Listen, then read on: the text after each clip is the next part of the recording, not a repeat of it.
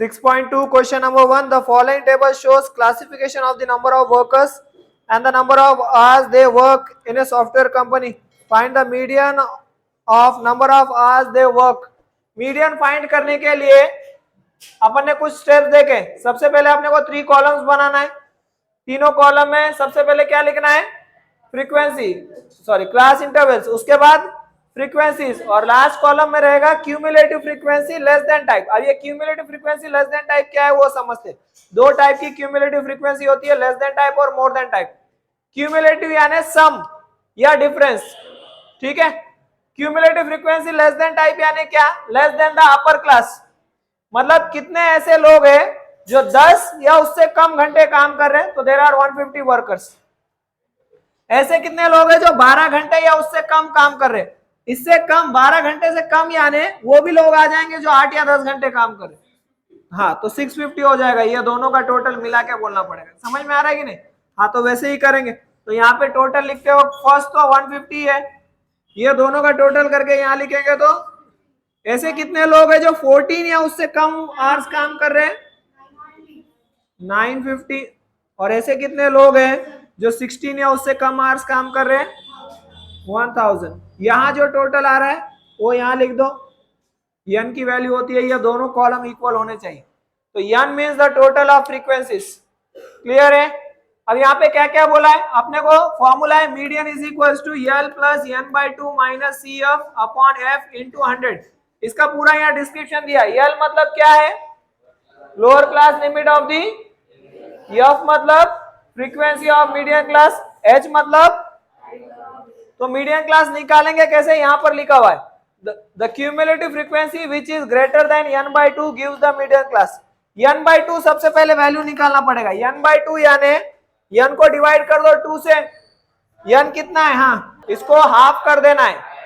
और last column में देखना है कि 500 से बड़ा नंबर कौन सा है, तो वो अपना रहेगा मीडियन क्लास. कौन सा क्लास है वो? Median class. n की वैल्यू कितनी है? इसको हाफ कर दो. लास्ट कॉलम में 500 से बड़ा नंबर कौन सा है, तो वो पूरा रो अपना मीडियन क्लास रहेगा. ठीक है. अब यहां से मैक्सिमम वैल्यूज आ जाएंगे अपने. तो ये रहेगा अपना फ्रीक्वेंसी. ये इसमें जो लोअर क्लास लिमिट है वो हो जाएगी एल की value. This is the value of L. इनका जो डिफरेंस है वो रहेगा एच की वैल्यू. सिर्फ क्यूमुलेटिव फ्रीक्वेंसी इस बॉक्स के बाहर आएगी. इस बॉक्स के ऊपर जो है वो रहेगा क्यूमुलेटिव फ्रीक्वेंसी अपना. यहां तक क्लियर है सभी को? ये क्लियर है? वो फॉर्मूला यूज करते हो और आंसर फाइंड करेंगे. अच्छा, ओरली n by 2 सॉल्व करने से नहीं जमेगा. आप लोग इसको मन का मन में सॉल्व करके n by 2 की वैल्यू निकालो और फिर बता दो, नहीं जमेगा. यहाँ पूरा बताना पड़ेगा कि वो n by 2 कहां से है. तो n by 2 means 1000 by 2 that is equals to, हाँ, n by 2 की वैल्यू कितनी है? 500. क्लियर है सभी को?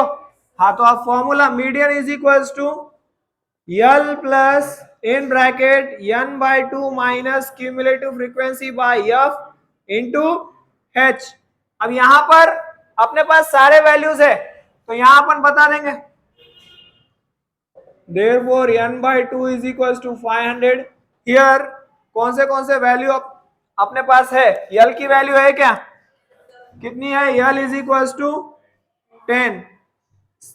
n by 2 की वैल्यू तो ऑलरेडी अपन ने बता दिया. यहाँ पे इसको और फिर से बताने की जरूरत नहीं है. f की वैल्यू है क्या?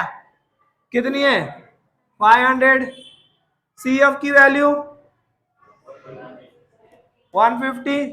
और क्या चाहिए अपने को? हाइट मीन्स ये दोनों क्लास का difference 2. So h is equal to 2. अब इसमें पुटअप करेंगे. यहाँ सारे वैल्यूज है तो 10 plus in bracket n by 2 की वैल्यू 500 माइनस cf की वैल्यू 150 बाय 500 इंटू 2. सॉल्व कर लेंगे. 10 plus 500 minus 150 350 bye into 2. 0 0 cancel. ये दोनों एक ही टेबल में जाते हैं क्या? कौन सा टेबल है? 5 डैश जा इंटू 2 से इसको कैंसिल कर दो. 2 1 जा 2 5 जा 10 प्लस 7/5, 10 प्लस 7 को डिवाइड करो 5 से, 5 1 जा और 5 4 जा, कितना हुआ फिर 10 प्लस 1.4 11.4। ये है अपना वैल्यू ऑफ मीडियन। समझ में आ रहा है क्या?